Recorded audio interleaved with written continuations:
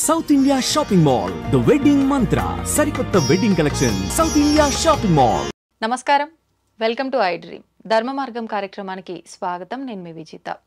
ప్రస్తుతం మనతో పాటు ఉన్నారు ప్రముఖ ఆధ్యాత్మికవేత్త, మహాభారతం రీసెర్చర్ డాక్టర్ బాలమ్మ గారు. ఇప్పుడు అమ్మతో మాట్లాడి మహాభారతంలో స్త్రీ యొక్క పాత్రలకు సంబంధించి ఈ ఎపిసోడ్లో సత్యవతి గురించి మాట్లాడబోతున్నాం. అమ్మ, మహాభారతంలో స్త్రీ యొక్క పాత్రలకు సంబంధించి ఈరోజు మనం మాట్లాడుకోబోయే టాపిక్ సత్యవతి. మహాభారతంలో సత్యవతి పాత్ర ఏంటి? మహర్షి యొక్క తల్లి అని కూడా చెప్పి అంటుంటాం. వ్యాస మహర్షి అమ్మ, వ్యాస మహర్షి ఏంటి, ఆమెకు సంతానం ఎలా లభించింది, దాని వెనకాల కూడా ఏదో చిన్న స్టోరీ ఉందని చెప్పి విన్నాం. వాటన్నిటి గురించి కూడా తెలియజేయండి. దాని వెనకాల చాలా స్టోరీ ఉంది. అందరూ ఈవిడ సత్యవతి శూద్రకన్య అంటే జాలర్లు, చేపలు పట్టే వాళ్ళ కూతురు అని చెప్పని, అందుకని వ్యాస మహర్షి కూడా దానికి సంబంధించిన వాడే శూద్రుడు అని చెప్పని అంటూ ఉంటారు. కొన్ని కొన్ని వాటిల్లో వాల్మీకి శూద్రుడు కాదా, వ్యాసుడు శూద్రుడు కాదా అని చెప్పి ఇలా ట్రోల్ చేస్తూ ఉంటారు చాలా మంది. కానీ పూర్తిగా మనం తెలుసుకుంటే వ్యాసుడు ఎవరన్నా తెలుస్తుంది, సత్యవతి ఎవరన్నా తెలుస్తుంది. పితృదేవతలు మనకి 7 గణాలు ఉన్నాయి. 7 గణాల్లో అందులో ఒక గణం యొక్క మానసీ కన్య అని చెప్పని అంటారు. 7 గణాలకి గణం అంటే ఒకటి గ్రూప్, 7 గ్రూపులు ఉన్నాయి పితృదేవతలు. దాంట్లో ఒక్కొక్కళ్ళకి ఒక్కొక్క కూతురు కింద ఉంది. కూతురు అంటే మనస్సుతో వాళ్ళు సంకల్పం చేస్తే పుట్టిన వాళ్ళు, శరీరం ద్వారా పుట్టిన వాళ్ళు కాదు. అలా దాంట్లో మనకి సుకుడి భార్య సుఖమహర్షి, మనకి భాగవతం చెప్పినటువంటి సుఖమహర్షి భార్య పీవరి అని, అలాగే ఈశ్వరుడు అపర్ణ అంటాం పార్వతీదేవిని, ఆవిడ కూడా ఒక ఆవిడ. పూజిస్తాం. హిమవంతుని పుత్రికగా పుట్టింది. వాళ్ళ వెనకాల చూసుకుంటే వాళ్ళు మనస్సుతో పుట్టినటువంటి కన్యలు ఇలాగ 7 ఉన్నారు. దాంట్లో ఒక ఆవిడ కాళీ అని చెప్పని అంటారు. ఆవిడకి వీళ్ళ మనస్సుతో పుట్టింది. వీళ్ళిద్దరూ వరుణుడును మిత్రావరుణులు. మిత్రావరుణుల ద్వారా ఈవిడికి వాళ్ళని తండ్రిగా భావిస్తుంది అని చెప్పి ఒక చోట ఒక కథ. మిత్రావరుణులు అంటే అగ్ని మారుతులు అని చెప్పి ఒక జన్మలో ఉంటుంది వాళ్ళకి. మిత్రావరుణులు అంటే వరుణదేవుడు, మిత్రుడు అంటే సూర్యుడు. ఒకానొక రూపం సూర్యుడు. ద్వాదశాదిత్యులు ఉన్నారు, అంటే 12 మంది సూర్యులు ఉన్నారు. దాంట్లో ఒక ఆయన మిత్రుడు, ఇంకో ఆయన వరుణుడు. ఆ ఇద్దరులోనే జంట దేవతలు అనమాట. కొంతమంది జంట దేవతలు ఉన్నారు. దాంట్లో వీళ్ళు యజ్ఞాల్లో వాటిల్లో మనకి వస్తూ ఉంటారు. అలాగే సృష్టిలో ప్రతిదీ కూడా బయట ఏదైతే ఉందో మన శరీరంలో కూడా అదే ఉంది. మిత్రావరుణుల యొక్క స్థానం కూడా మనలో ఉంది అని చెప్పిన నోటి ద్వారా మిత్రుడని, అలాగే కింద స్థానం ద్వారా వరుణ స్థానం అని చెప్పి మనకి ఇంకా డీప్ గా వెళితే తెలుస్తుంది అది. ఇప్పుడు అదైతే మనకు అప్రస్తుతం. ఈవిడ వీళ్ళ యొక్క మా పితృదేవతల యొక్క కన్య. నా కూతురివి అంటే కాదు, నేను మిత్రావరణుల కూతుర్ని అని చెప్పిన అంటుంది ఆవిడ. ఒకనొక సందర్భంలో అక్కడ జరుగుతుంది ఒక స్టోరీ అనేది అని చెప్పినంటే, సరే అయితే మమ్మల్ని ధిక్కరించి నువ్వు వాళ్ళని తండ్రిగా నువ్వు భావిస్తున్నావు కాబట్టి నువ్వు మనుష్యలోకంలో భూలోకంలో పుడతావు అని చెప్పని అంటారు పితృదేవతలు. అక్కడికి ఒక స్టోరీ. తర్వాత వివాహం జరిగిందమ్మా, జరిగింది. అది అక్కడ ఉండదు మనకి. వీళ్ళందరూ కూడా సంతానోత్పత్తి కోసమే అదంతా కూడా. ఈ ఆడవాళ్ళు, ఈ కూతుళ్ళు, 7 పితృగణాల కూతుళ్ళు ఏదైతే చెప్పామో, ప్రజల యొక్క ఉత్పత్తి కోసమే ఇదంతా కూడా జరిగింది. ఆ తర్వాత తెలుస్తుంది మనకి, అంటే చదవగా మనకు అర్థమవుతుంది అనమాట. వాళ్ళ యొక్క వంశాభివృద్ధి కోసం.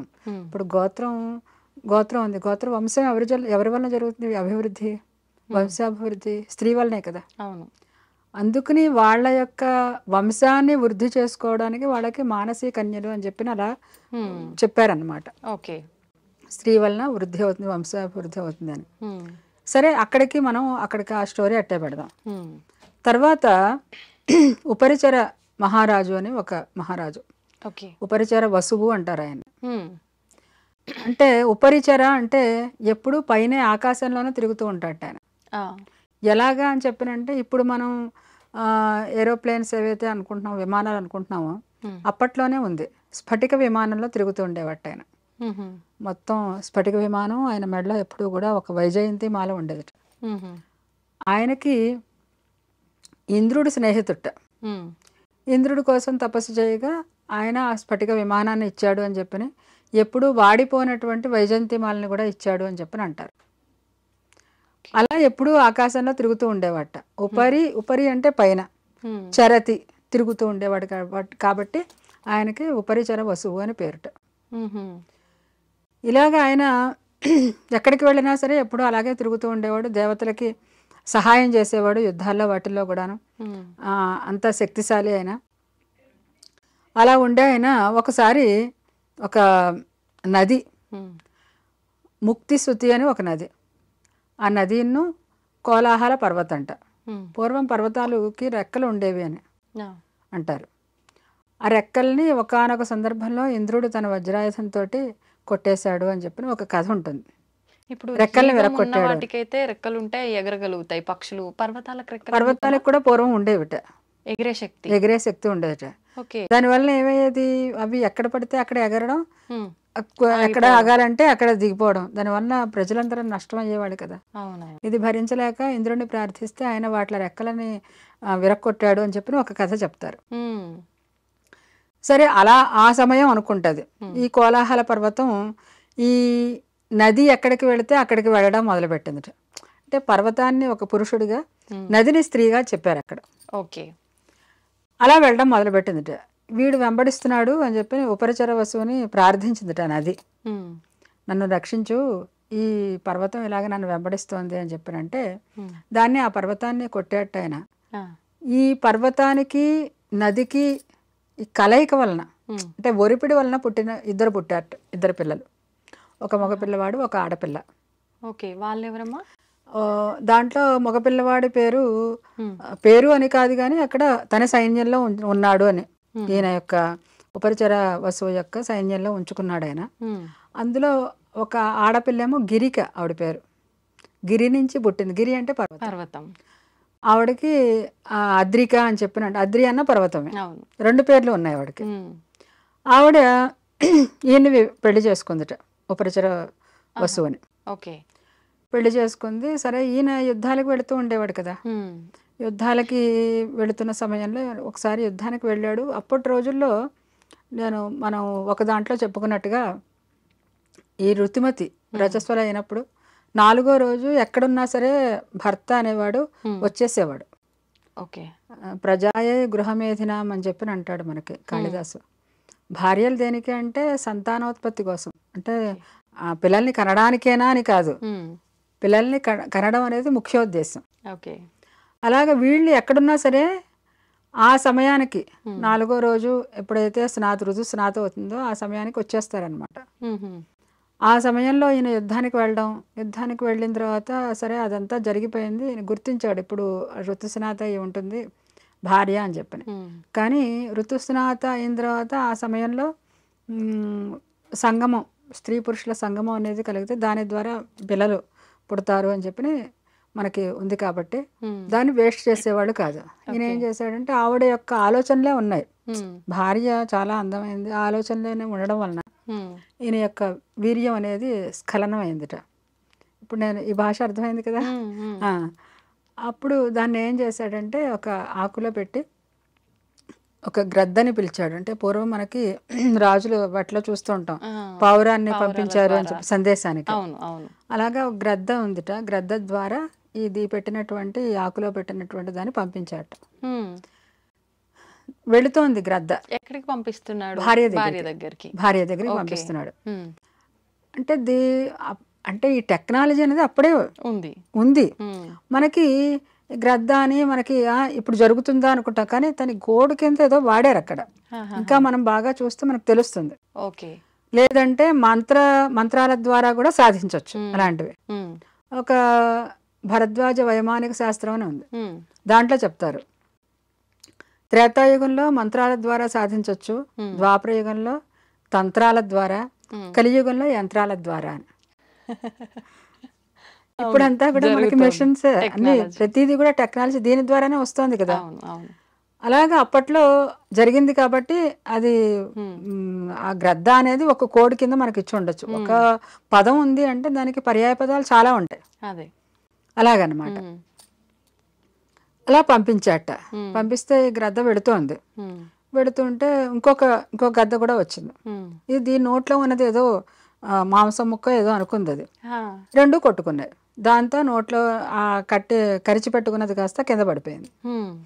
కింద పడిపోయింది. ఒక పెద్ద చేప మింగింది దాన్ని. మింగితే అది గర్భవతి అయింది ఆ చేప.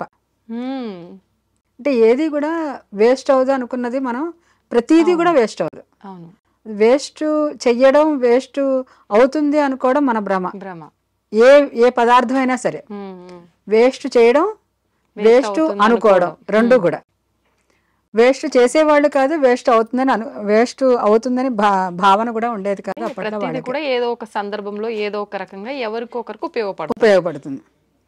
అది మింగిందిట, అది గర్భవతి అయిందిట. ఈ చేపలు పట్టే వాళ్ళందరూ చేపను పట్టారు. చాలా పెద్ద చేప అది. చాలా ఇది రాజుగారికి ఇస్తే బాగుంటుంది, రాజుగారు ఏదైనా ఏదో లభ్యం కానీ అపూర్వమైన వస్తువు ఇస్తే సంతోషిస్తారు కదా రాజుగారు అని చెప్పి అనుకున్నారట వీళ్ళందరూ. ఆ పెద్ద చేపని తీసుకెళ్లారు రాజుగారి దగ్గరికి. తీసుకెళ్తే సరే చాలా బాగుంది, పెద్ద చేప ఉంది, సరే అయితే ఇది వండించండి అని అన్నారు. సరే తీసుకెళ్లారు, దాన్ని కోసారు. దాంట్లో 2 పిల్లలు వచ్చారు. ఇద్దరు, ఒక మగపిల్లాడు, ఆడపిల్ల. ఓకే. అప్పుడు పుట్టినామే సత్యవతమ్మ, ఆడపిల్ల సత్యవతి. మరి అబ్బాయి మగపిల్లవాడిని ఆ రాజు తీసుకున్నాడు. ఆ రాజు ఎవరంటే ఈయనే, ఉపరిచర వసువే. ఈయన దగ్గరికే తీసుకెళ్లారు. ఆ రాజ్యంలోనే జరిగింది అనమాట ఇది. ఉపరిచర వసువు ఆ పిల్లవాడిని తను అట్టే పెట్టుకున్నాడు. కూతురునేమో ఆడపిల్ల నేను తీసుకుంటానన్నాడు. దాసరాజు ఆయన పేరు. దాసరాజు అని చెప్పినంటే బోయేవాళ్ళకి వీళ్ళకి జాలర్లకి రాజు అన్నమాట, నాయకుడు. ఆయన తీసుకున్నట్ట, నేను తీసుకుంటా అమ్మాయిని అని చెప్పని. ఈయనేమో తన దగ్గర అట్టే పెట్టుకున్నాడు, తన కొడుకు కింద అట్టే పెట్టుకున్నాడు అబ్బాయిని. ఈయన తీసుకొచ్చి పెంచాడు. ఇప్పుడు ఊహ తెలియని వయసు నుంచి పెరిగితే వాళ్లే తల్లిదండ్రులు అనుకుంటాం. పైగా వాళ్ళ అలవాట్లే వస్తాయి అన్నీ కూడా. అంతే, వాతావరణం ఎలా ఉంటే అవే వస్తాయి. ఈవిడ పైగా ఆ చేపలో ఉంది, ఆ చేప ఏం తింటే అదే తింది, అదే వాసన వచ్చేది. మత్స్యగంధి అన్నట్టు ఇవ్వండి. ఈవిడ పేరు మత్స్యం అంటే చేప. కొంత దూరం, కొన్ని యోజనాల దూరం ఈ చేపగంప కొడుతూ ఉండేదిట ఈవిడ దగ్గర, మత్స్యగంధి అని. అలాగా ఆయన పెంచాడు. ఈయన పెంచిన తర్వాత కొంతకాలం అయింది. ఆ తండ్రికి సహాయంగా పడవ నడపడం, చేపలు పట్టడం అవన్నీ కూడా ఈవిడ కూడా అలవాటు చేసుకుందిట. కొంతకాలం అయింది. కొంతకాలం అయిన తర్వాత ఒక మహర్షి, పరాశర మహర్షి, ఆయన ఈ ఒడ్డు నుంచి ఆ ఒడ్డుకి దాటాలి పడవలు. సరే ఈవిడుంది, తండ్రి లేడప్పుడు, తండ్రి ఇంటికి వెళ్ళాడు, ఈవిడుంది అనమాట. సరే నేను దాటిస్తానండి అని అందిట ఆవిడ. అంటే అంత మహర్షికి ఆవిడ చూస్తే ఒక మోహం కలిగిందిట. చేపల గంప కొడుతుంటే ఎవరైనా దగ్గరికి వెళతారా అసలు? అందులో అంత గొప్ప నిష్ఠాగరిష్ఠుడు ఆయన. కానీ ఆయనకి మోహం కలిగిందిట. అంటే ఇదంతా కూడా ప్రేరణ, విధి ప్రేరణ. అదంతా కూడా వాళ్ళకి అసలు ఏమీ పట్టవు, సంసారం ఇది ఏం పట్టవు వాడికి, మహర్షులకి. అందుకే అంతటి వాళ్ళు అయ్యారు. ఆయన గొప్ప ధర్మశాస్త్రాన్ని రాసినటువంటి వాడు, జ్యోతిష్ శాస్త్రాన్ని రాసినటువంటి వాడు ఆయన. బృహత్ సంహిత అని, పరాశర స్మృతి అని, స్మృతి అంటే ధర్మశాస్త్రం, కలవు పారాశర స్మృతి అని. ఇప్పుడు మనం కలియుగంలో ఏం పాటించాలి అంటే పరాశరుడు రాసినటువంటి ధర్మశాస్త్రాన్ని పాటించాలి అని చెప్పి అంటారు. అంతటి గొప్పవాడు ఆయన. ఇప్పుడు ఆయన ఈమెకి సత్యవతికి ఏదో వరం కూడా ఇచ్చారా? ఇక్కడే.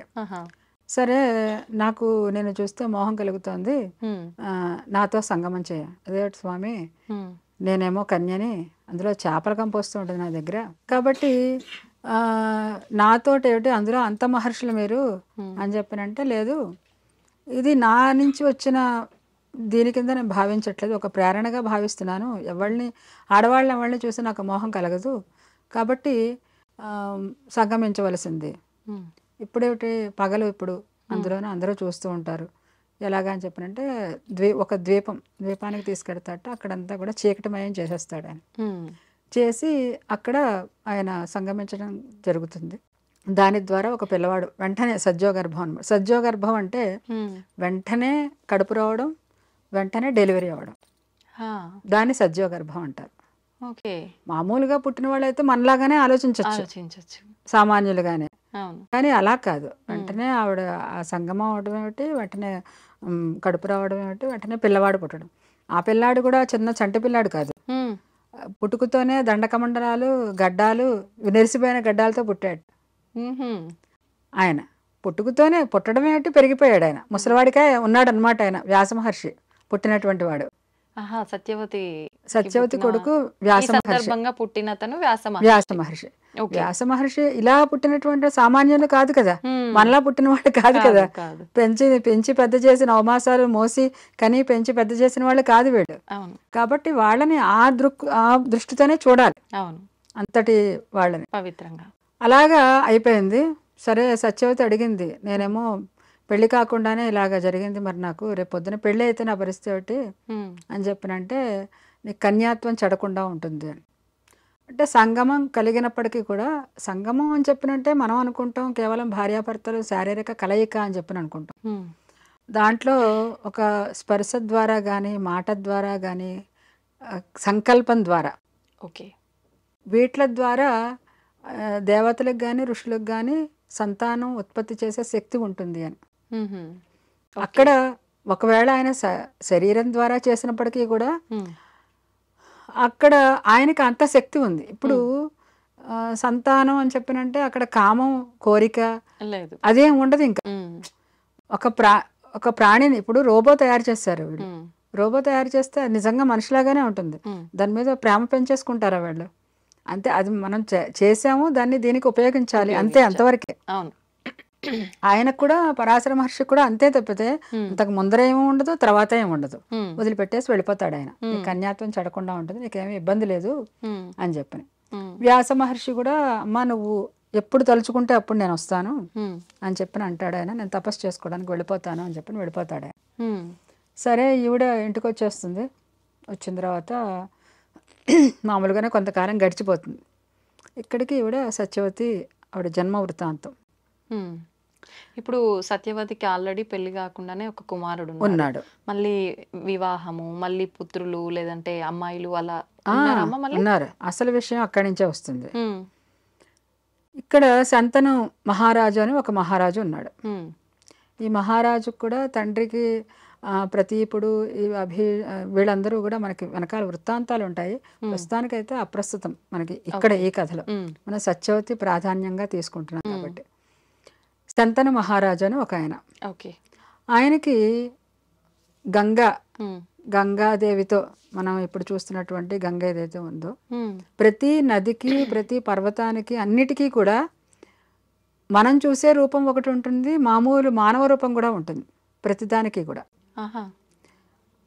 ఇప్పుడు రాముడు వంతెన కట్టేటప్పుడు, సేతువు కట్టేటప్పుడు సముద్రం మీద బాణాలు వేశాట.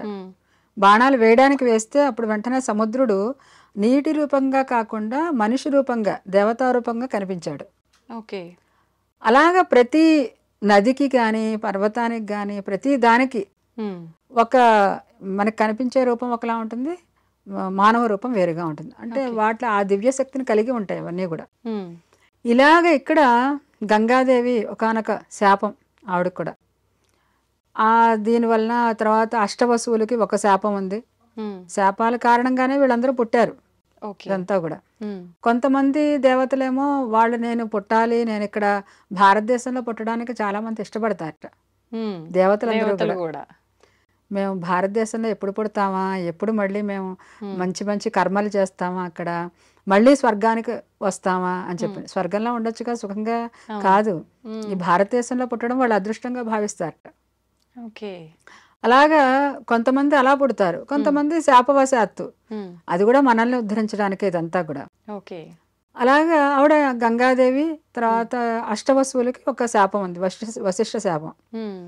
అష్టవసువులు అంటే 8 మంది వాళ్ళు వసువులు. అష్టవసువులు, 12 ఆదిత్యులు, 11 రుద్రులు. ఈ వీళ్ళందరూ కూడా అంటే 30 మంది. అష్టవసువులు 8 మంది, 12 ఆదిత్యులు 12 మంది, 11 రుద్రులు 11 మంది, 31, ప్లస్ 2 అశ్విని దేవతలు 33 కోట్ల దేవత 33 కోట్ల దేవతలు అంటే వీళ్ళు అనమాట. ఓకే. అంటే కోటి అంటే అనంతం లెక్కలేంది అన్నది అక్కడ. అంటే గ్రూప్, వీళ్ళ గ్రూపు వాళ్ళ గ్రూపు వాళ్ళ గ్రూపు, ఓకే. అలాగా ఈ అష్టవసువులు ఉన్నారు. వాళ్ళకి వశిష్ఠ శాపం వలన ఈ ఇందులో ఉన్నటువంటి 7గురికి వెంటనే మరణం ఉంటుంది అని, 8వ వాడు మాత్రం ఆయన ఈ భూలోకంలో చాలా కాలం ఉంటాడు అని చెప్పి వశిష్ఠుడు శపిస్తాడు. ఆ విధంగా గంగాదేవి శంతనుడికి భార్య అవుతుంది.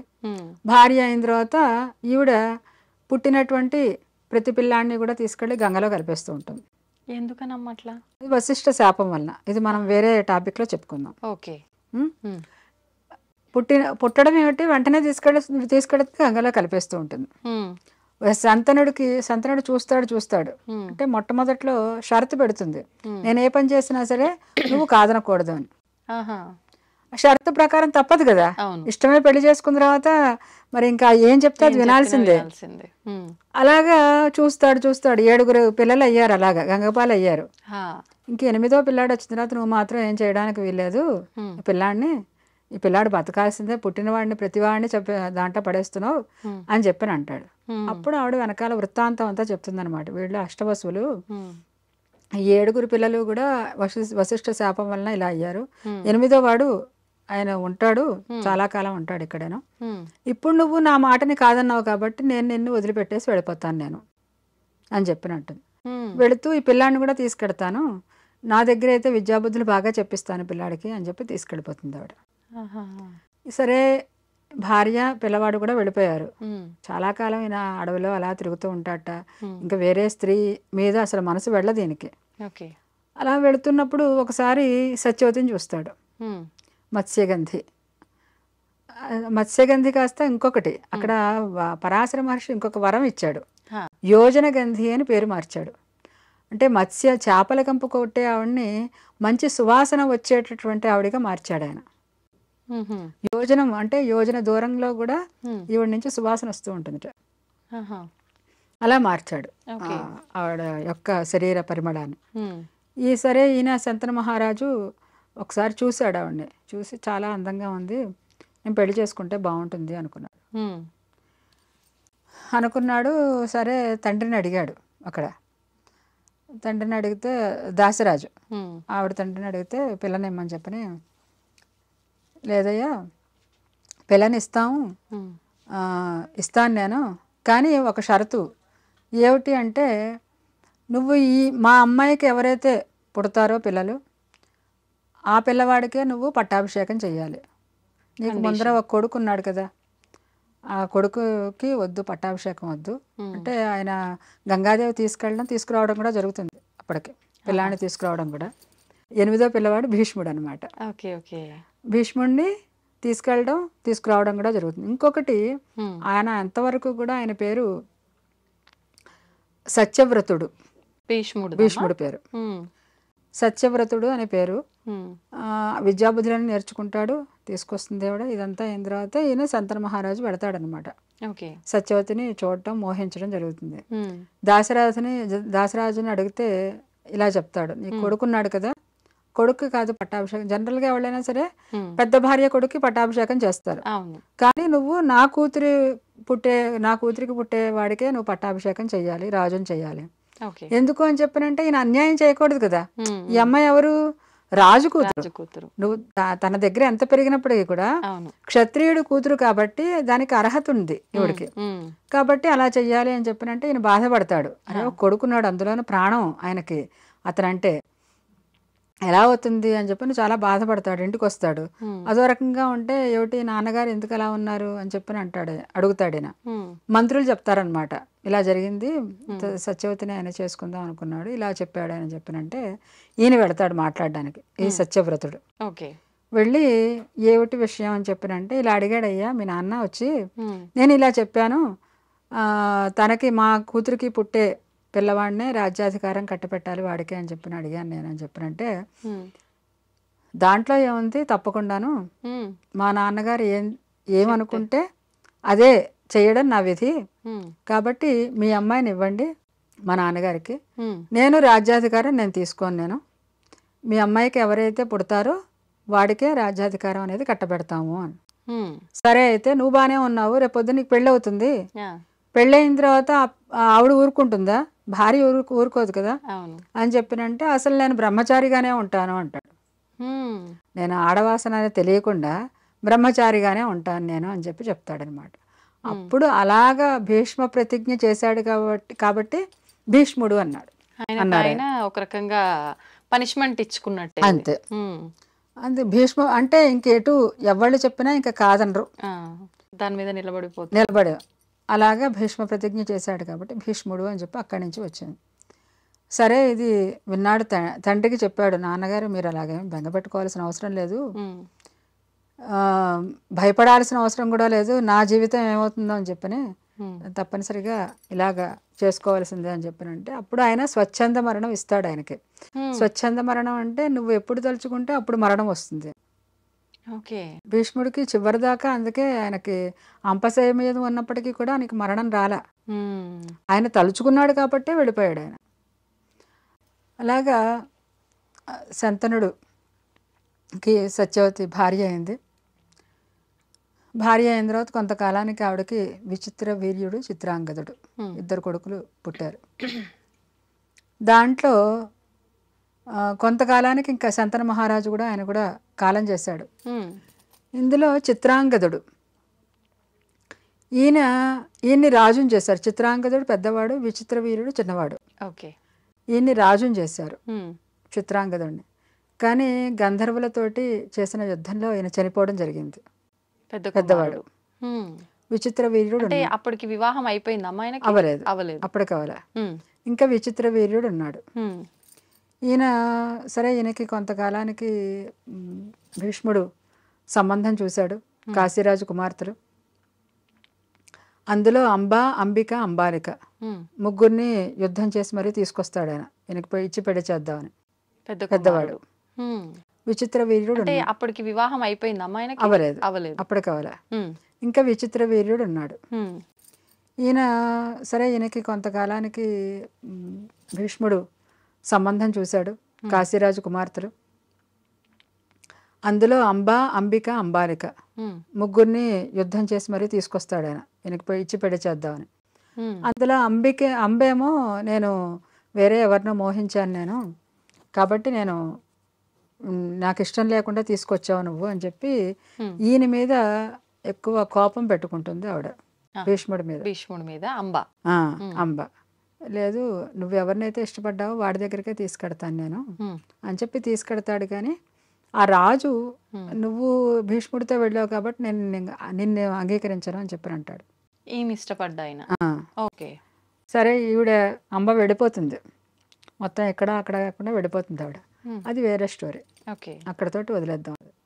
ఇప్పుడు అంబ వెళ్ళిపోయింది, అంబిక, అంబాలిక ఇద్దరిని కూడా ఈ విచిత్ర వీర్యుడికి ఇచ్చి పెళ్లి చేస్తాడు ఆయన, ఇద్దరిని కూడా. విచిత్ర వీర్యుడు ఒక్కొక్కడికి ఒక్కొక్క వీక్నెస్ ఉంటుంది. ఆయనకి ఎక్కువ కామలాలస ఎక్కువట. కామం అంటే కోరిక. కోరిక అంటే కొన్ని నియమాలు ఉంటాయి, ఈ నియమాల్లోనే ఈ సమయంలోనే సంగమించాలి, ఇవన్నీ ఉంటాయి. వీటన్నింటికి కూడా అతిరిక్తంగా బాగా ఎక్కువ కామం ఉన్నవాడు అనమాట ఆయన. దానివలన ఆయనకి ఒక వ్యాధి, అంటే మనం ఇప్పుడు ఏదైతే ఎయిడ్స్ లాంటిది అనుకుంటున్నామో అప్పుడు అది రాజయక్ష్మ కింద అది వచ్చి చనిపోయాట ఆయన. పిల్లలు లేరు. అంబిక, అంబాలిక ఇద్దరు కోడళ్ళు ఉన్నారు. ఇప్పుడు ఏం చేయాలి? రాజ్యాధికారం ఏమో ఎవరికోళ్ళకి అప్పచెప్పాలి కదా. భీష్ముడు వివాహం చేసుకోడు. భీష్ముడిని కూడా అడిగింది ఈవిడ. నేను అప్పుడు ఏదో ఆవేశంలో మా తండ్రి ఇచ్చాడు, మాట అడిగాడు, కానీ ఇప్పుడు రాజ్యానికి రాజు లేకపోతే ఎలాగా, వంశం కూడా వృద్ధి అవ్వాలి, కాబట్టి భీష్ముడిని పెళ్లి చేసుకోమందిట. లేదమ్మా, అప్పుడు నేను ప్రతిజ్ఞ చేశాను, అది జీవితాంతం కూడా నేను కట్టుబడి ఉంటాను, నేను బ్రహ్మచారిగానే ఉంటాను అని చెప్పాడు. సరే మరి దీనికి ఏమిటి తరుణోపాయం, ఏమిటి చెయ్యాలి అని చెప్పి వ్యాసుల వారు చెప్పారు కదా, నువ్వు ఎప్పుడు అనుకుంటే స్మరిస్తే చాలు నేను వస్తానని చెప్పని. అప్పుడు ఆవిడ వ్యాసుడిని స్మరించిందిట. ఆయన వచ్చారు, వచ్చి సమస్య ఇది, ఏం చేయాలి నాయన, ఇప్పుడు వంశం వృద్ధి జరగాలి కదా, కోడళ్ళు ఇద్దరు ఉన్నారు, మగవాళ్ళు అనేది లేరు, ఉమ్, ఎలాగా ఏం చేయాలి? ఆ, అప్పుడు భీష్ముడు అంటాడనమాట, ఉమ్, లేదు అంటే కనుక దేవర అంటే ఈ బావగారు, బావగారితోటి సంతానాన్ని పొందొచ్చు అని చెప్పి ధర్మశాస్త్రం ఉందమ్మా. ఉమ్, దాని ద్వారా వ్యాసుల వారి బావగారే అవుతారు కదా వీళ్ళకి, దాని ద్వారా సంతానాన్ని పొందే ధర్మం ఉంది కాబట్టి అలాగ నువ్వు ప్రార్థించు వ్యాసుల వారిని అని చెప్పి అంటాడు ఈయన. ఆహా, అంటే వ్యాసుల వారు పుట్టారు అన్న విషయం అందరికీ తెలిసిందే. ఉమ్, ఉమ్, అదేమి అప్పట్లో మహర్షులకి అంత శక్తి ఉంది అని చెప్పని అందరికీ తెలుసు. ఉమ్, ఈవిడ కూడా తక్కువ ఆవిడ, అంటే ఈవిడ ఎవరు శంకించే అవసరం లేదు ఇంకా. లేదు. కాబట్టి భీష్ముడు కూడా తెలుసు ఆ విషయం ఉమ్, అని చెప్పినంటే సరే ఆవిడ ప్రార్థిస్తుంది. ఉమ్, ప్రార్థిస్తే వ్యాసుల వారు 1 సంవత్సరం ఉమ్, ఆగమంటారు. ఇది కూడా మనం కొంచెం పాయింట్అవుట్ చేసుకోవాలి. ఉమ్, సంవత్సరం అయిన తర్వాత సంతానాన్ని ఉత్పాదన చేయొచ్చు అంటే, లేదు సంవత్సరం పాటు అంటే రాజ్యం కాస్త అరాజకం అయిపోతుంది కాబట్టి అలా కాదు, ఉమ్, ఇప్పుడే వాళ్ళకి సంతానాన్ని ప్రసాదించవలసింది అంటుంది ఆవిడ. ఓకే. ఇక్కడ మనకి కొంచెం స్త్రీకి ఒక తొందరపాటుతనం, నువ్వు ఎల్లుండి రేపు చెయ్యి అంటే నాకు ఇప్పుడే పని కావాలి అనే తొందరపాటుతనం కనిపిస్తుంది ఆవిడలో మనకి. అవును, అవును. అంటే విమర్శించడం కాదు, ప్రతి పాత్ర ద్వారా మనం ఏం నేర్చుకోవాలి అని తెలుసుకుంటున్నాం కాబట్టి దీంట్లో ఆ కోణంలో ఆలోచించడం ఓకే. సత్యవతిని.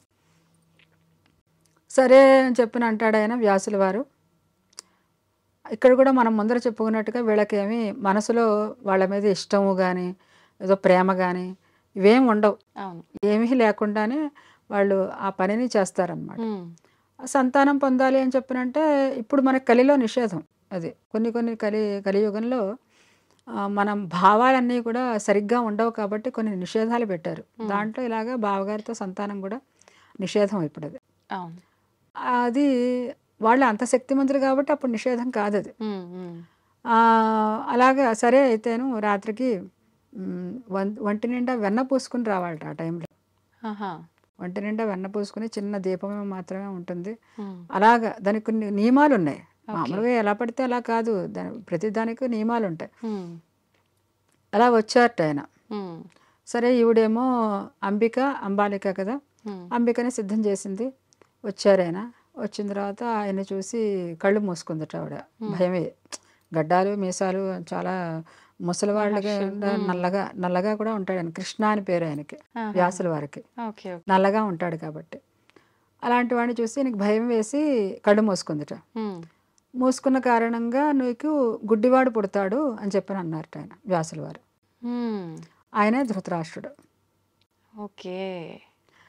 సరే మర్నాడు అంబాలికని రెడీ చేసింది. ఉమ్, అంబాలిక సరే ఆవిడ ఆ సమయంలో ఏదో ఈయన్ని చూసి వెలవెలపోవడం అంటే కొంచెం భయాన్ని పొందిందిట. ఉమ్, తెల్లబోవడం అని చెప్పినంటే దాన్ని ఏమంటారు, ఆశ్చర్యపోవడం, ఆశ్చర్యపోవడం. భయాన్ని పొందడం, ఉమ్, ఇలాంటివి జరిగాయి. కాబట్టి ఉమ్, ఆయనకి తెల్లటివాడు పుడతాడు అని, ఉమ్, పాండు మహారాజు పుడతాడు అంటే, తెలుపు అంటే అది రోగం కాదు, ఉమ్, అది తెల్లటి తెలుపు అన్నమాట. ఇంకా వెర్రి తెలుపు అంటారు దాన్ని. ఓకే. అది దానికి అంటే దాంట్లో అందం ఉండదు, ఆ వెర్రి తెలుపులో అందం ఉండదు. పాలిపోయినట్టు అంటుంటా. అది కరెక్ట్, పాలిపోయినట్టు. అలా పుట్టాడు ఆయన, అలా పుడతాడు అని చెప్పాడు ఆయన. సరే ఇంకొక పిల్లవాడిని ఇవ్వు ఇవిడికే అని చెప్పి అంటుంది. అని చెప్పిన అంబాలికకి ఇంకొక పిల్లవాడిని. ఓకే. అని చెప్పినంటే అంబాలిక ఏం చేస్తుందంటే, ఈవిడికి ఒకసారి తెల్లపోయింది కదా, భయం వేస్తుంది మళ్ళీ ఆయనతోటి సంతానం అని చెప్పారంటే. అందుకని ఒక దాసి ఇంట్లో పనిచేసే అమ్మాయిని తనలాగా రెడీ చేసి పంపిస్తుంది సత్యవతి. ఈవిడే అంబాలికకు భయమై ఆమె ప్లేస్ లో దాసిని పంపిస్తుంది. Okay, okay. పంపిస్తే దాసి ఏ పూర్వజన్మ సుకృతమో దాంది, ఆవిడ చక్కగా ఉంది, ఏమీ ఆవిడకి భయం లేదు, కళ్ళు మూసుకోవడాలు ఏం లేవు. ఆవిడకి నీకు ధర్మపరుడైనటువంటి వాడు పుడతాడు, కానీ దాసిని పంపించింది నీ కోడలు, ఆయనకు తెలిసిపోయింది, తెలుసు కాబట్టి శూద్రుడు పుడతాడు. తల్లి ఏదైతే ఉంటుందో అంశ అయితే కొడుకుది కూడా అదే వస్తుంది అని అక్కడ. ఆ, కాబట్టి శూద్రుడు పుడతాడు, కానీ మంచి ధర్మపరుడు పుడతాడు అని చెప్పి ఆయన వరం ఇస్తాడు అనమాట. ఉమ్, ఇంకా వరం ఇచ్చి వెళ్ళిపోతాడు. ఇలాగ వాళ్ళు ముగ్గురు పుట్టారు. ఉమ్, సరే వీళ్ళు ముగ్గురు పుట్టడం, తర్వాత వాళ్ళని పెంచడం అంతా కూడా భీష్ముల వారే.